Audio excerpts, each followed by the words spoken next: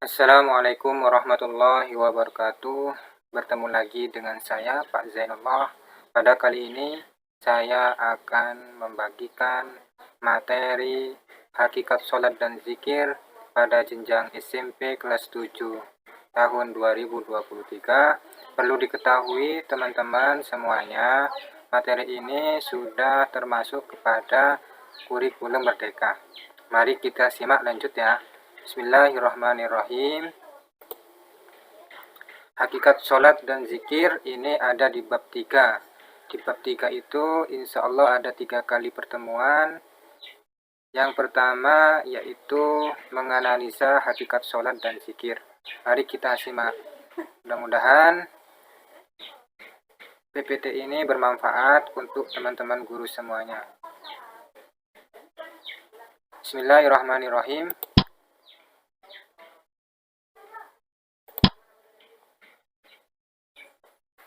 Sholat secara bahasa berarti berdoa.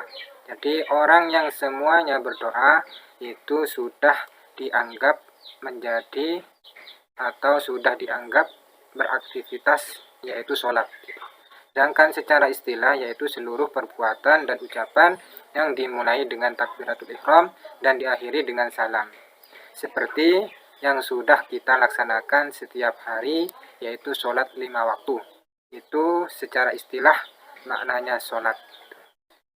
Sholat ini berdasarkan Al-Quran, yaitu surat Al-Ankabut ayat 45.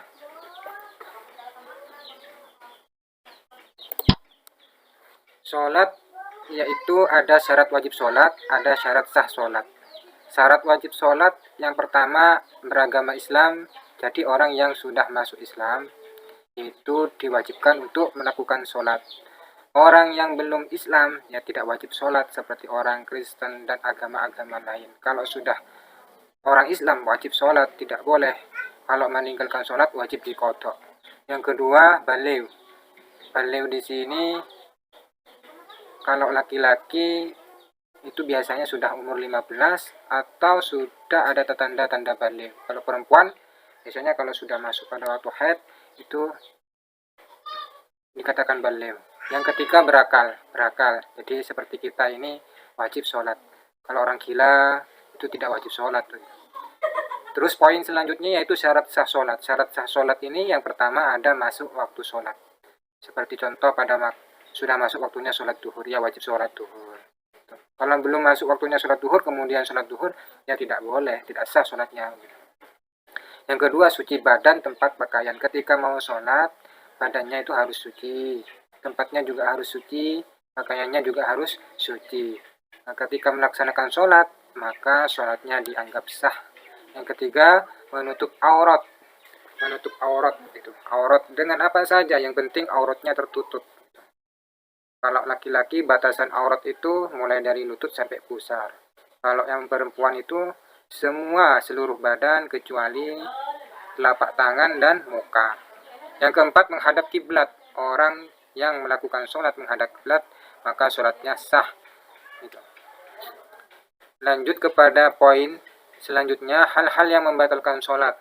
Yang pertama berbicara dengan sengaja. Yang kedua banyak melakukan gerakan di luar sholat. Yang ketiga hadas, saat melakukan sholat, pada waktu sholat kentut atau kencing setetes walaupun sedikit itu batal sholatnya. Terus ada najis tiba-tiba jatuh atau menempel kepada badan atau pakaian kita atau tempat sholatnya, maka sholatnya batal. Yang kelima auratnya terbuka. Yang keenam mengubah niat. Yang ketujuh berpaling dari kiblat. Yang kedelapan makan dan minum ketika sholat. 9 tertawa, 10 murtad. Rukun-rukun sholat itu ada 18. Ini sampean coba dibaca, dilihat. Di sini ada 18. Saya kira ini sudah tidak usah dibaca, cukup dilihat dan dipahami. Dan rukun-rukun sholat semuanya insya Allah sudah tahu ya. Rukun-rukun sholat semuanya sudah tahu karena sejak kecil sampai dewasa kita sudah diberi ilmu tentang sholat, tata caranya sholat, yang mana di sana ada rukun-rukun sholat. Kemudian sunnah-sunnah dalam sholat. Nah, sunnah-sunnah dalam sholat saya kira ini juga sudah paham semuanya ya gitu. Karena ketika kita melaksanakan sholat, kita sudah otomatis melakukan sunnah-sunnah sholat. Inilah ilmu yang diberikan oleh para ulama-ulama kita, walaupun pada masa dahulu tidak dijelaskan, tapi sudah dipraktekkan oleh semuanya. Hikmah menunaikan sholat. Kalau orang rajin dan istiqomah menunaikan sholat, insya Allah pertama, orang tersebut akan selalu dekat kepada Allah. Yang kedua, akan selalu bersyukur kepada Allah. Yang ketiga, selalu mendapatkan rezeki. Rezeki di sini rezeki yang halal ya, bukan rezeki yang tidak halal, tapi rezeki yang halal. Yang keempat, menjadi obat kesedihan ketika sampean dalam keadaan galau, gelisah, sedih, maka solusinya yaitu sholat. Yang kelima, melatih kedisiplinan. Nah, makanya ada suatu riwayat, sholatlah pada waktunya. Manfaatnya apa? Manfaatnya dalam realita yang ada, kita itu diajarin untuk disiplin. Yang keenam, mendidik manusia menjadi bersih. Ketika sholat, kita itu harus dalam keadaan bersih badannya, bersih pakaiannya, bersih rohaninya. Kenapa? Karena kita akan menghadap Allah. Secara otomatis kita itu sudah mendidik diri kita untuk menjadi bersih. Yang terakhir, memperkokoh rasa persaudaraan antar muslim. Contohnya ini sering dipraktekkan ketika kita sholat berjamaah. Poin atau sub materi selanjutnya yaitu zikir. Zikir di sini diartikan untuk mengingat kepada Allah. Dengan apa? Dengan menyebut nama-nama Allah. Zikir di sini dilakukan di mana saja tidak apa-apa, kecuali pada saat buang air kecil dan buang air besar. Jangan zikir dulu gitu. Tidak boleh. Ini namanya tata krama. Gitu. Perlu diketahui bahwasanya zikir ini ada 3 macam. Yang pertama, zikir dengan hati. Zikir dengan hati itu zikir dengan cara bertafakur dan merenungkan ciptanya Allah itu. Contohnya seperti apa? Contohnya ya seperti ketika berpikir ciptaannya Allah, di situ ada hewan yang sangat bagus dan lucu, kemudian sampeyan renungkan, sampeyan pikirkan, itu sudah zikir, termasuk zikir dengan hati. Atau merenungkan ciptaan Allah yang dalam keadaan susah atau bahagia, gimana caranya mendapatkan solusinya, itu sudah termasuk zikir dengan hati. Yang kedua, zikir dengan ucapan, yaitu lafaz-lafaz yang mengandung keagungan nama Allah, seperti membaca tasbih, tahmid, takbir, istighfar, tahlil, dan membaca Al-Quran dan sholawat gitu. Seperti yang kita sudah laksanakan setelah habis sholat gitu.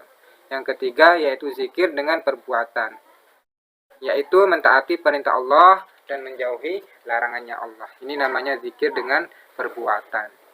Mungkin dari ketiga macam zikir ini sampeyan bisa memahami atau sudah mendapatkan referensi, karena 3 macam zikir ini jarang diketahui oleh orang-orang begitu. Yang kita laksanakan biasanya seperti zikir dengan ucapan, itu seperti tasbih, tahmid, takbir, dan yang lainnya. Terus hikmah berzikir. Yang pertama, mendapat ampunan dari Allah. Yang kedua, senantiasa mensucikan, memuji, mengagungkan, dan mengisahkan Allah. Yang ketiga, disiplin dalam segala hal. Yang keempat, santun dalam ucapan dan perbuatan. Yang kelima, dijamin masuk surga dan terhindar dari api neraka. Ini namanya hikmah berzikir. Mungkin sampai di sini materi pada bab ketiga tentang hakikat sholat dan zikir. Mudah-mudahan materi ini menjadi referensi bagi teman-teman semuanya. Mudah-mudahan materi ini bermanfaat di dini wa dunya wal akhirah. Sekian dari saya.